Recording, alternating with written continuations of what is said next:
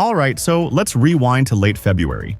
That's when the first renders of the Samsung Galaxy Z Flip 7 popped up, and honestly, they didn't look all that different from the Flip 6. Same vibe, same clamshell charm. But then the rumor mill kicked into high gear.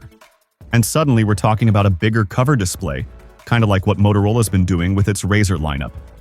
Now, a fresh leak is backing up those rumors.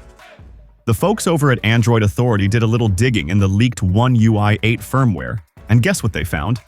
Animation files showing off what looks like a larger outer screen for the Flip 7. And not just any screen, it wraps around the dual camera setup, just like on the latest Moto Razr models. Pretty slick, right?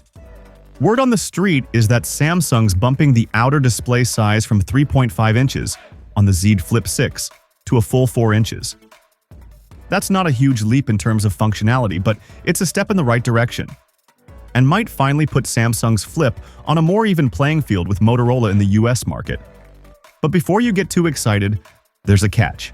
Samsung still doesn't officially let you run full apps on the cover screen, at least not without jumping through hoops. If you're a power user, you can use good lock modules to get around that, but out of the box? Nope. And there's no sign that Samsung plans to loosen that restriction anytime soon, even with this larger display. Now, aside from that upgraded screen, don't expect a ton of dramatic changes. Design-wise, it's mostly business as usual, but under the hood, that's where things could get interesting. Rumor has it Samsung might ditch Qualcomm for its own Exynos 2500 chip this time around.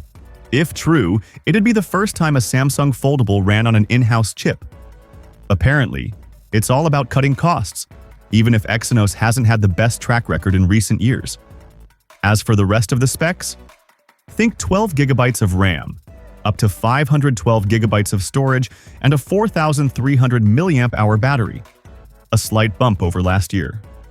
Charging speed might still be capped at 25 watts, though, which is kind of a bummer. So, what do you think? Is a bigger cover screen enough to win you over? Or does Samsung still have some catching up to do? Drop your thoughts in the comments, and as always, thanks for reading. Catch you in the next one. Until then, take care.